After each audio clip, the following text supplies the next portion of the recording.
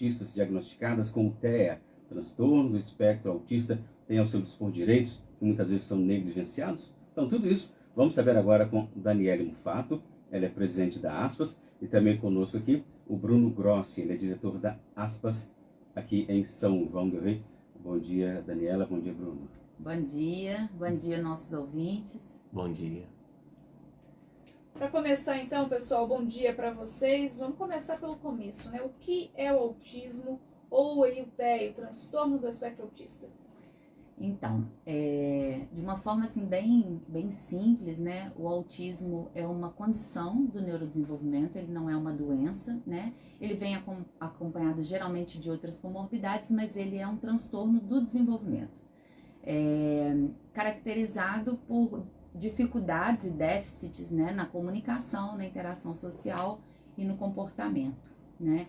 Isso influencia diretamente na forma como esse indivíduo vê, percebe e sente o mundo. Então, é a primeira coisa que a gente precisa assim, deixar bem claro. A pessoa, quando a gente fala sobre autismo, todo mundo fala, mas eu também sou um pouco assim. E na verdade não é que a gente é um pouco assim, né? Todos nós temos sensibilidades, né? A questão do autismo, ela precisa englobar déficit e prejuízo nessas áreas. Então, traz consequências para a vida daquela pessoa, sensorial, né? De conseguir se fazer entender ou de entender determinada situação, né? Então, o autismo é uma condição, né? Que precisa de acompanhamento, que não tem cura, mas tem tratamento. E, Daniele, ou Bruno, vocês ficam à vontade, como que é feito o diagnóstico? Tem alguns sinais? Tem, por exemplo, algum momento da vida que é mais fácil perceber, ou seja, aparece já na infância? Explica pra gente essa questão. Então, isso é até legal, porque geralmente quando a gente consegue identificar visualmente, né, em cima dos trejeitos, ou então de algum déficit motor, intelectual, e aí você consegue visualizar que aquele indivíduo tem alguma coisa que foge do padrão ali, do dito normal, né? E como é uma deficiência invisível, porque está dentro da nossa cabeça, né? Ninguém sabe quem que é só de olhar. Então essa percepção do jeito, às vezes isso acontece, quem tem, né, esses déficits motores ou intelectuais já consegue ter um diagnóstico precoce, porque desde criança a gente já nasce, né, autista. Então desde criança já tem alguns sinais ali que acabam sendo perceptíveis. E aí, quando né, na infância ou é precoce, a gente tem uma equipe multidisciplinar, né, que vai para o neuropediatra, PO, fono. Então, esse corpo de profissionais, eles fazem um levantamento, todos os testes e passa para a pessoa responsável, né? Já na pessoa adulta, às vezes até com nível 1 de suporte, que é o nosso caso, assim, às vezes é muito difícil de visualizar, né, essas deficiências que a gente tem durante a vida, durante todo esse processo social nosso. E aí só depois que desencadeia algo mais forte que leva a gente a procurar os profissionais, para ver o que tem que nunca dá certo, a gente nunca tá bem em tudo. Aí a gente cai num neuropsicólogo que faz todos os testes e todos os trâmites de Investigação diagnóstica. De investigação. Aí dá o diagnóstico, né? E a gente vai para um psiquiatra, aí o psiquiatra vê também, e aí ele faz o laudo para que a gente tenha um documento legal, né? Uma pergunta para complementar essa sua fala, Bruno. Existem vários tipos ou graus de autismo? Como é isso?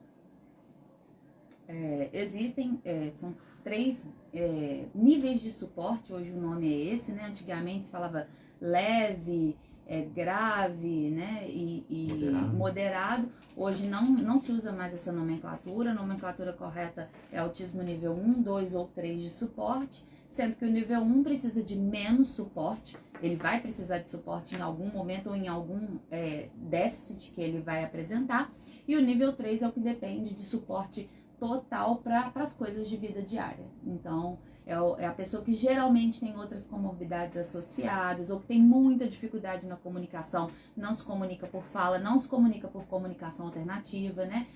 A gente tem um grande número de meninos de nível 3, por exemplo, com fala, né? A fala prejudicada.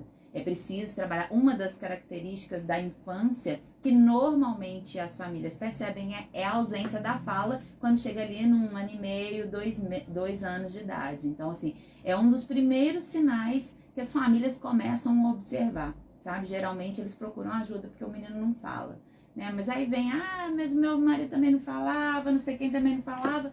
E aí, quando você vai ver, tem um déficit na comunicação enorme e já um atraso no desenvolvimento. Então, por isso é tão importante o diagnóstico precoce, porque a gente faz com que esse menino, né, comece a ter o seu desenvolvimento pareado com os meninos da idade. Então, quanto mais cedo, né, tem a plasticidade neural, que faz com que esse menino tenha possibilidades de desenvolvimento muito bons. Então, é por isso que é tão importante o diagnóstico precoce. Não que depois a gente não faça a mesma plasticidade neural, mas aí é uma plasticidade com menos... porque ali na infância, né, ela tem uma força muito grande, essa plasticidade. Então, ela precisa fortalecer esses neurônios para que quando aconteça a poda neural, esses neurônios estejam fortalecidos e ele não perca habilidades. Então, assim, é importante que o diagnóstico seja feito de forma precoce e que esse menino, mesmo que não tenha um diagnóstico, mas se ele tem atraso no desenvolvimento, se ele tem falha na comunicação, que ele seja estimulado a partir do momento visualizado, não importa o diagnóstico, mas o que precisa fazer é entrar com o tratamento.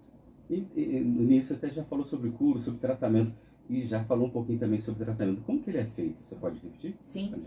O tratamento, né, ele é multidisciplinar, e aí é uma grande dificuldade que as famílias encontram, porque é um tratamento caro, né, mas que traz qualidade de vida e economizaria cofres públicos no futuro para uma geração adoentada, né, principalmente pensando no lado, né, de saúde mental.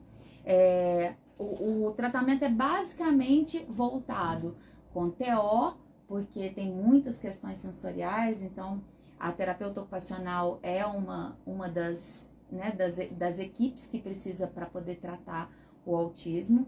A psicóloga, geralmente a gente geralmente não, é um dos pilares, assim, a gente tem muita dificuldade em encontrar psicólogo voltado para o atendimento de autistas, infelizmente, porque precisa saber das especificidades do autismo, senão desmerece comportamento, desmerece o que a pessoa está sentindo, não entende que o que aquela pessoa sente, por exemplo, é sensorial, sabe? Então, esses profissionais que atendem as pessoas autistas precisam ser pessoas especializadas, senão acabam deixando passar questões que podem ser tratadas.